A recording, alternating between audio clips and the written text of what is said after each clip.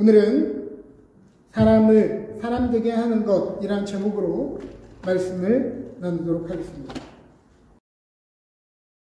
지난주 수요일이었던 제 수요일을 시작으로 이제 사순절이 시작되었습니다. 사순절은 제 수요일로부터 부활절에 이르기까지 주일을 제외한 40일의 여정을 뜻하는 것이죠. 성경에서 40은 언제든 온전한 하나의 사이클을 의미하는 숫자였습니다. 이는 아주 여러 번 연단과 훈련, 하나님의 뜻을 구하고 준비한다는 의미로 40이라는 숫자가 쓰였습니다. 사실 우리의 삶에 40일이라고 하는 순간은 얼마든지 흔하다면 흔하고 일상을 살다 보면 정신없이 그냥 흘려보낼 수 있는 시간입니다. 그러나 마음을 다잡고 사순절에 동참한다는 것은 단순히 예수님의 고난을 기억하고 과거를 회상한다는 의미가 아니라 사순절의 금식과 고난, 죽음의 묵상에 참여함으로 아이러니하게 발견되는 짙은 생명의 기운을 오늘 우리의 삶 가운데로 가져온다는 뜻입니다. 시간은 언제나 공평하게 흐르지만 모든 사람에게 그 밀도는 다르게 흐릅니다. 우리가 잘 아는 김광석 씨의 이등병의 편지라는 노래 가사 중에 이런 가사가 있죠. 이제 군대 영장을 받고 부모님께 인사하고 집을 떠나는 그 순간, 풀 한 포기, 친구 얼굴, 모든 것이 새롭다. 맨날 보던 풀이고 맨날 보던 친구 얼굴인데 이제 군대에 가려는 마음을 가지고 풀을 바라보고 친구들을 바라보니 전혀 다르게 보인다는 거예요.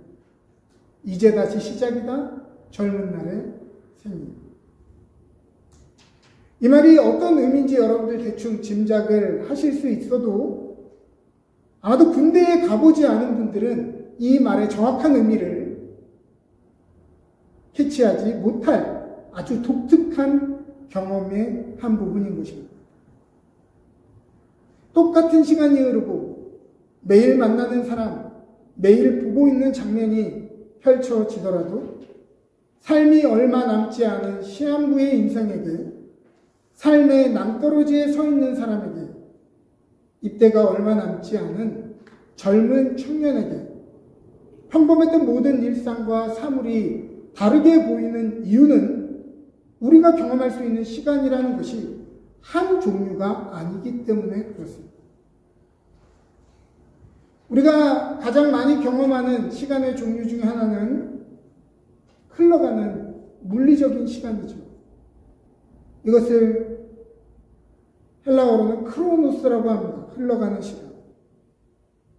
이것을 한국말로 제일 비슷한 뉘앙스로 표현된 단어가 뭔가를 생각해 봤더니 세월입니다. 세월. 세월은 너무도 빠르게 흐르죠.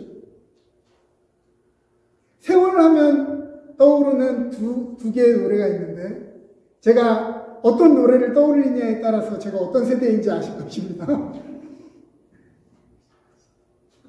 저는 옛날 사람이기 때문에 이 노래가 떠오릅니다. 가는 세월 그 누구가 잡을 수가 있나요? 세월이 안 잡히더란 말입니다. 정신없이 흘러간다는 얘기예요. 물론 저는 이러한 삶을 폄하하고자 하는 것이 아닙니다. 우리는 가족을 위해 일터에서 열심히 일하고 하루 종일 자녀를 이곳 저곳으로 라이드하고 삶의 곳곳에서 발생하는 사건들을 수습하면서 정말 열심히 살았습니다. 그것들은 옳은 것들이었고 반드시 해야 하는 것들이었습니다. 그러다 보니 우리의 시간이 어떻게 흘러갔는지도 모르고 어느새 흘러가 버렸다는 거예요. 크로노스, 이 세월의 속성은 우리를 휩쓸어 간다는 것입니다. 이민 온 지 3년 된 분들은 지난 시간을 한번 돌아보면 내가 뭘 이뤘고 뭘 했는지도 모르겠는데 벌써 3년이 지났네? 이렇게 고백할 것입니다. 그러면 이민 온 지 20년 된 분한테 물어보면 뭐라고 하는지 아세요? 내가 뭘 이루었고 뭘 했는지 모르겠는데 벌써 20년이 흘러갔네?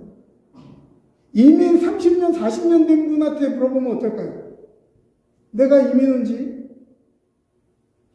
몇 년 돼서 내가 뭘 이뤘고 뭘 했는지 모르겠는데 벌써 30년, 40년이 흘러갔네? 여러분, 이것이 세월입니다. 빠르게 흘러가는 세월.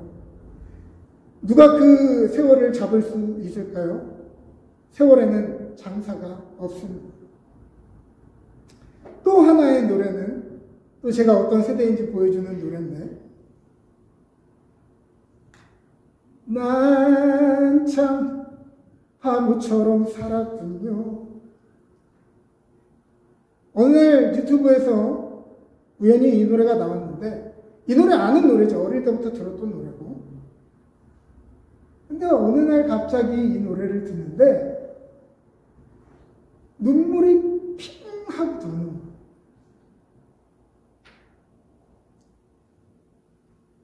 어떤 분들은 그 갱년기의 증상이라고 그러던데, 모르겠어요. 아직 갱년기가 오기에는 좀 이른 것 같긴 한데, 그 가사를 듣는 중에 갑자기 서름이 내 가슴 속에 올라오기 시작했어요. 제가 어릴 때는 이 노래를 들으면 참 가사가 올드하다고 생각했습니다. 왜 인생 좀 의미 있게 살지, 왜 헛되게 살고 왜 바보처럼 사나, 좀 자기 것도 좀 챙기고 좀 지혜롭게 살지, 왜 인생을 바보처럼 살았다고밖에 고백을 못하나 그랬거든요. 근데 저도 시간이 지나다 보니까 난 참 바보처럼 살았군요, 이 가사에, 아 그래, 내가 참 바보처럼 살았구나, 공감하게 되더라는 말입니다. 인생의 연수가 쌓이면 쌓일수록 돌아보면 내가 살려 했던 것과는 너무도 다른 삶을 살아온 나 자신을 발견하게 됩니다. 잘한 것 기억나는 것보다 후회되는 것이 더 많이 기억된다는 것을 깨닫기 때문입니다. 열심히 살았고 책임감 있게 살려고 했고 순간순간 균형을 맞추며 산다고 했는데 왜 돌아보면 마음이 헛헛한지, 빈틈없는 꽉 찬 삶을 살았는데 도대체 무엇을 채워 살았던 것인지, 마치 가시나무처럼 내 삶에 잠시 내려앉았던 사람들을 얼마나 아프게 하고 떠나보냈는지, 열심히 산 그 열심이 도대체 무엇이었나 공허한 마음이 들 때가 있는 것입니다. 명분을 지키고 열심히 살았는데도 고백하게 되는 것은 결국 난 참 바보처럼 살았구나 라고 하는 것이죠. 사실 전도서의 기자가 헛되고 헛되니 헛되고 헛되도다라고 말하고 있는 것은 인생이 단순히 무의미하다, 헛되다는 의미가 아니라고 했죠. 그것은 인생이 추구하고 만족해야 할 행복의 의미를 재정의해야 한다는 것입니다.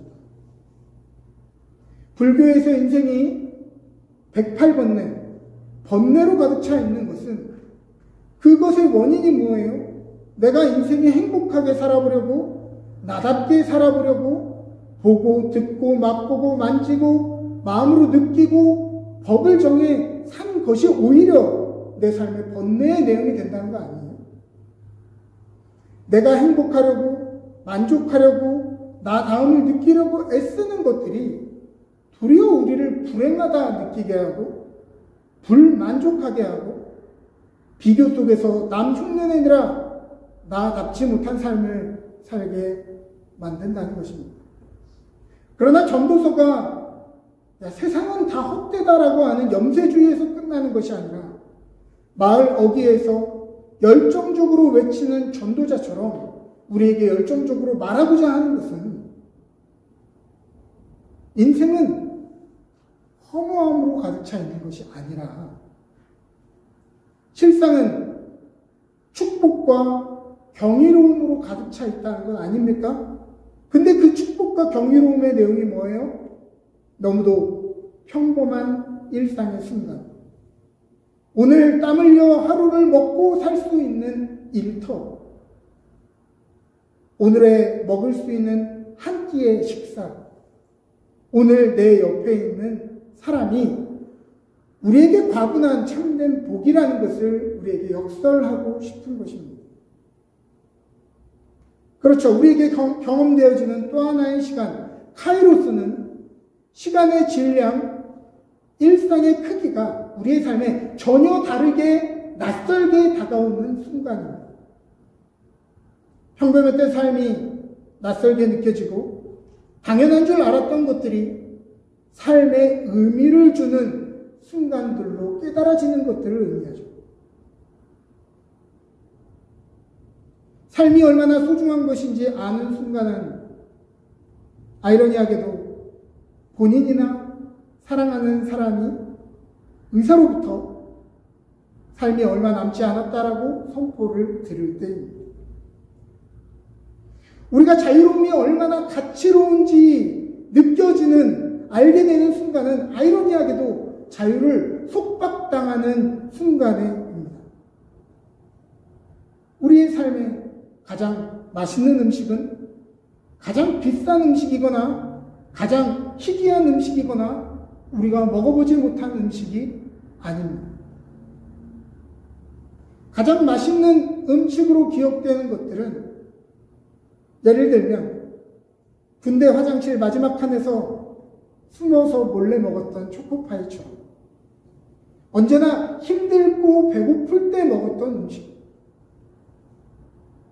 또 제가 군대 유교훈련 중에 물을 안 줘가지고 너무 목이 마르고 막 탈수 직전까지 왔는데 이제 유격장까지 오리걸음으로 산을 올라가는 중이었어요. 유격 코스를 향해서. 근데 바위에서 그 이끼 사이로 흐르는 물 있잖아요. 한 줄기의 물을 발견하고 그 짧은 순간에 제가 후룩 하고 마셨습니다. 그 물이 제 인생에서 마셔본 물 중에 가장 달콤했던 물이었던 걸로 기억되죠.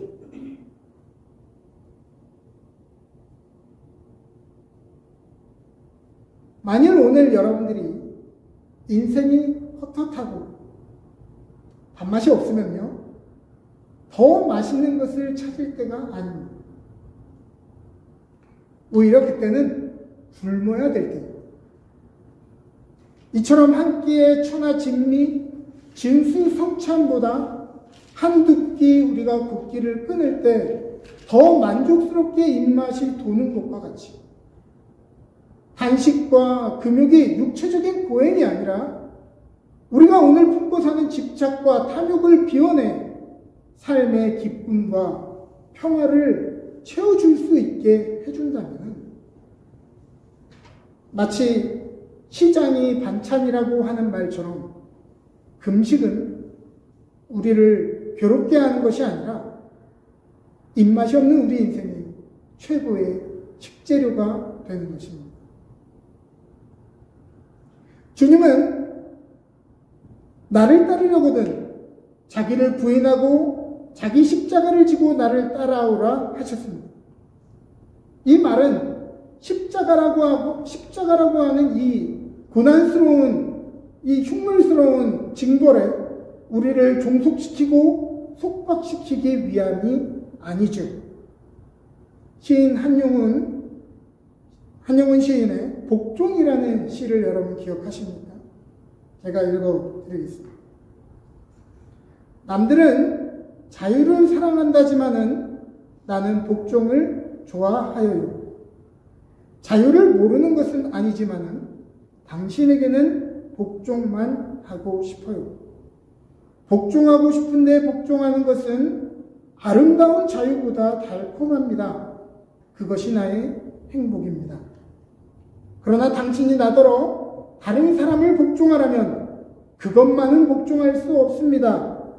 다른 사람을 복종하려면 당신에게 복종할 수 없는 까닭입니다. 우리는 자유자죠. 그러나 자유자의 권리는 인생을 막 살 수 있는 권리가 아니라 정말 사랑하고 기꺼이 우리가 바쳐야 할 것들을 발견하여 스스로 복종하는 자유. 사랑하는 남녀가 서로에게 사랑을 느꼈을 때 아무도 안 시켰는데 서로에게 복종하기로 결정합니다. 자신의 삶, 자신의 미래, 자신의 재정, 자신의 모든 열심과 아름다움을 그 사람에게 복종하기로 결정합니다. 그리고 그것이 삶의 기쁨이 되죠.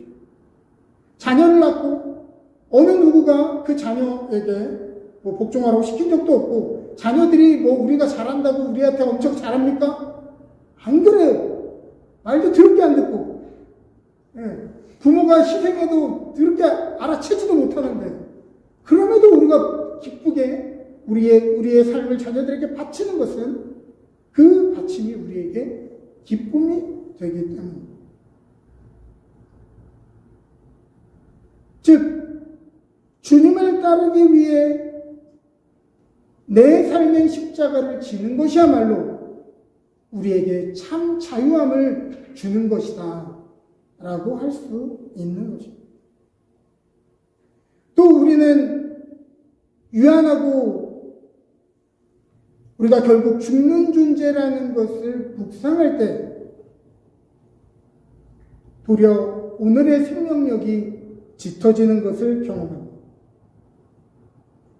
죽음이라고 하는 것은 모든 사람에게 예상되어 있고 어떤 사람도 예상치 못하는 것이 바로 죽음이죠. 이 죽음을 굳이 묵상하는 것이야말로 오늘 우리의 삶에 이미 울려 퍼지고 있는 웅장한 생명의 심포니를 음미하는 것과 같다고 하겠습니다. 사순절의 시작을 알리는 제의 수요일에는 이마에 죄를 바르며 창세기 3장 19절의 고백을 합니다. 너는 흙이니 흙으로 돌아갈 것이니라. 인생은 어떤 몸부림을 쳐도 결국 흙에서 나와 흙으로 돌아가는 유한한 존재라는 의미이고, 우리의 열심과 바람들이 결국 이 먼지와 같이 이 땅에 흩어질 것들이라는 의미가 되기도 합니다. 오늘 본문을 한번 보죠. 창세기 1장 7절입니다. 여호와 하나님이 땅의 흙으로 사람을 지으시고 생기를 그 코에 불어 넣으시니 사람이 생명이 되니라.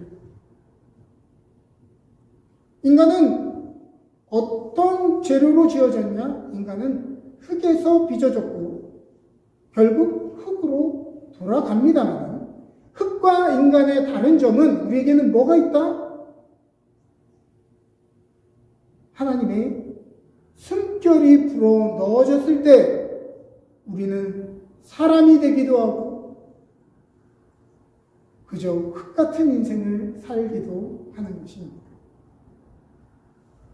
한때 대한민국 지성을 대표했던 이어령 박사의 마지막 저서 메멘토 모리에서는 인생을 컵으로 비유합니다. 인생은 여러 종류의 컵이 있다는 거예요. 플라스틱 컵도 있고 유리컵도 있고 사기컵도 있는데, 그것들은 우리의 삶의 우리의 삶의 여러 가지 재료들입니다. 태어난 환경, 재능, 외모와 같은 것들이 바로 이 컵의 재료죠. 그러나 컵의 본질은 유리나 플라스틱 같은 물질에 있는 것이 아니라 무언가를 담았는가에 있는 것이라는 것입니다. 이 비어있는 공간을 이어령 박사는 보이드라고 표현하는 거예요. 즉, 컵은 비어있을 때 자기 역할을 한다는 것입니다.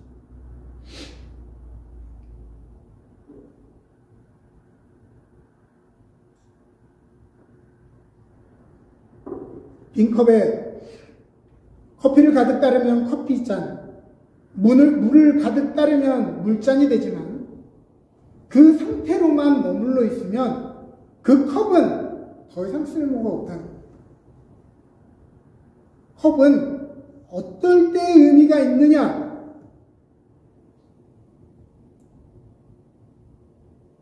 또 다시 담을 수 있도록 비워낼 때 의미가 있다는 거예요.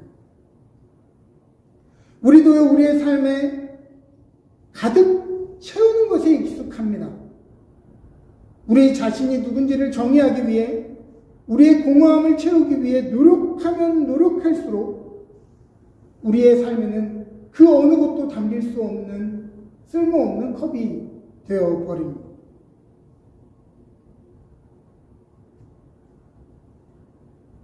컵은 채워진 상태가 아니라 또 다시 담을 수 있는 상태가 되어야 그 컵의 쓸모와 가치가 생겨나는 것이죠.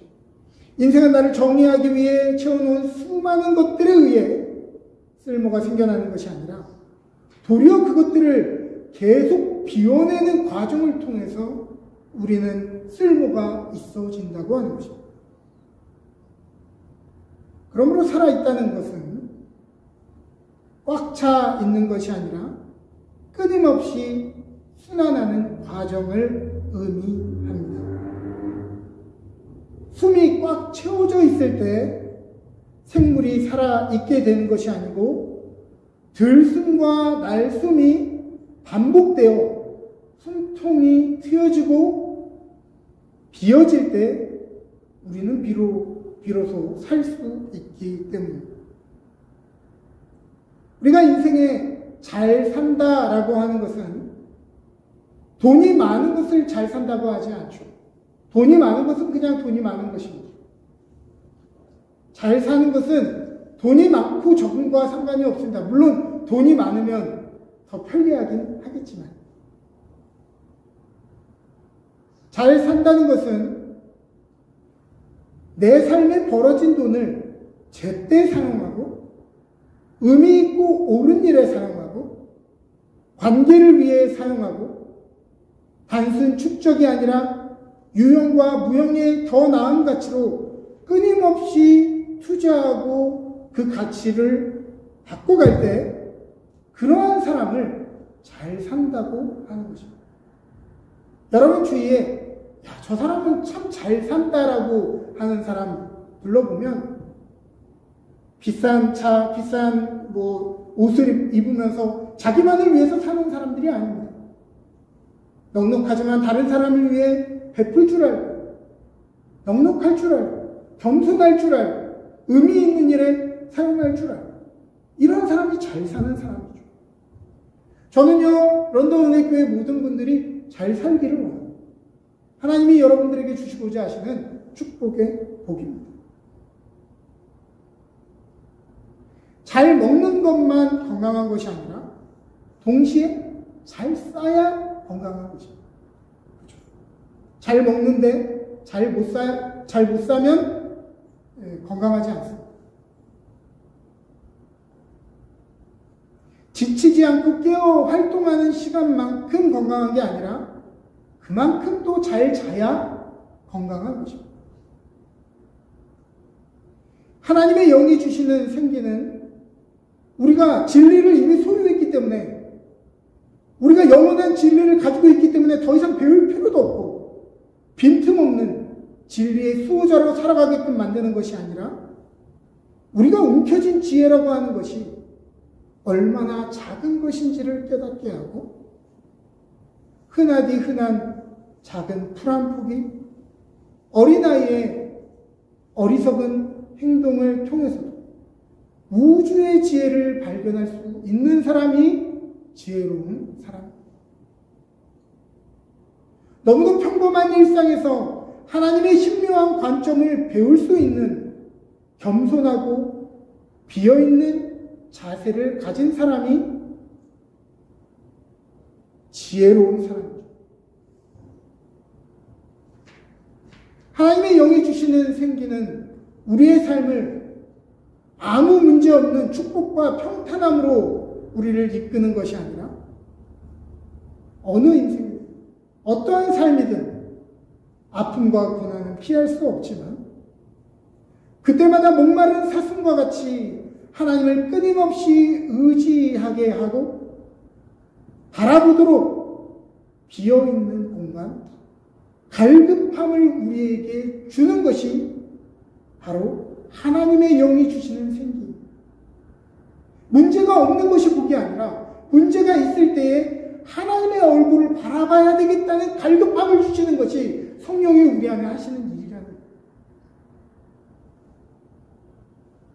하나님의 영이 주시는 생기는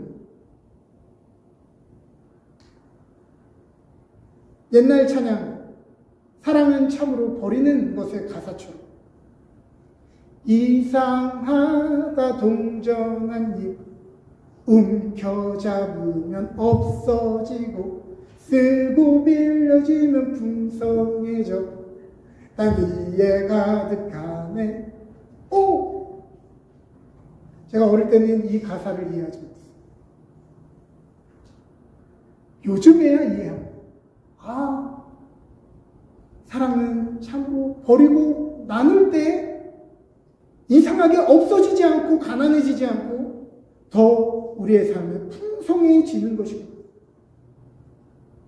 도리어 공급자이신 하나님으로 인하여 부족함이 없다는 것을 깨닫는 것이 인생의 부요함이다 라는 것을 깨닫게 됩니다. 이를 노자의 도덕경 1장에서는 도라고 부를 수 있는 도는 도가 아니다 라고 표현했고 도덕경 19장에서는 당무유용 비어있음으로 쓰임이 생긴다 라고 표현했는데 이것은 참 도라고 하는 것이 우리를 한 자리에 머물게 하는 것이 아니라 끊임없이 비우고 생성하는 과정으로 우리를 이끈다고 하는 것입니다.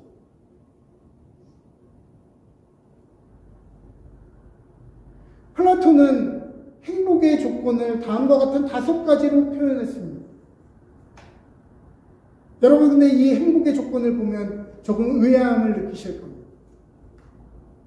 행복의 조건, 먹고 입고 살고 싶은 수준에서 조금 부족한 재산, 모든 사람이 칭찬하기에 약간 부족한 용무, 자신이 자만하고 있는 것에서 사람들이 절반밖에 알아주지 않는 명예, 겨루어서 한 사람에게 이기고 두 사람에게 질 정도의 체력, 연설을 듣고 청중의 절반은 손뼉을 치지 않는 말솜씨라고 했는데 그가 말했던 이상향, 이데아의 개념은 어떤 하나의 정형된 틀이 아니라 사물과 어떤 개념이 없어져도 계속해서 존재하는 사물의 원형입니다. 즉 이데아는 완벽한 흠이 없는 하나의 존재가 아니라 매일매일 채워가며 서로의 부족함을 채워가게 해주는 것이 이데아고 행복이다 라고 얘기했던 것이죠. 요한일서 2장 15절부터 17절은 우리에게 이야기합니다. 이 세상이나 세상에 있는 것들을 사랑하지 말라. 누구든지 세상을 사랑하면 아버지의 사랑이 그 안에 있지 아니하나니 이는 세상에 있는 모든 것이 육신의 정욕과 안목의 정욕과 이생의 자랑이니 다 아버지께로부터 온 것이 아니요 세상으로부터 온 것이다. 이 세상도 그 정욕도 지나가되 오직 하나님의 뜻을 행하는 자는 영원히 거하느니라. 뭐가 사라진다고요? 우리가 그토록 목말라하며 우리가 그토록 애쓰는 이 세상도 우리의 갈망도 우리의 업적과 명예도 결국 다 사라져 버릴 것이죠. 오직 하나님의 뜻, 하나님의 스피릿 안에서 이 충만한 비움을 행했던, 반복했던 사람은 영원히 남는다 라고 하는 것이 이 본문의 의미겠습니다. 다시 한번 여러분들을 권면합니다. 이 고난의 축제 사순절에 금식하고 기도하고 나누어 주시기 바랍니다. 굶주림, 내려놓은 이타적인 노력이 우리를 사람답게 만들어 줄 것입니다. 결국 인생은 흙과 같이 흔하고 허무한 진로에 불과하지만 오늘 우리에게 머무시는 주님의 숨이 사람의 삶을 사람답게 만들어 주십니다. 생명은 채우는 것이 아니라 들숨과 날숨의 사이클 속에 존재하는 것입니다. 우리는 어떤 진리를 소유하는 것이고 생명을 소유하는 것이라고 생각하지만 아닙니다. 들숨과 날숨처럼 그 사이클 속에서 존재하는 것이 바로 생명입니다. 오늘 우리가 너무도 숨막히는 이유는 우리의 삶에 너무 많이 채웠고 너무 많이 들이셨기 때문입니다. 성도의 복은 부족함이 없는 상태가 아니라 부족한 중에서도 하나님 때문에 부족함이 없음을 아는 것이 성도의 복입니다. 행복은 채우는 것이 아니라 약간의 부족함과 도움을 받으며 채워가는 과정 사이에 존재하는 것이 행복입니다.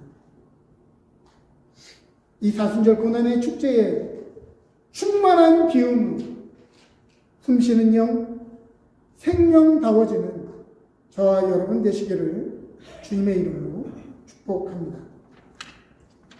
기도하겠습니다.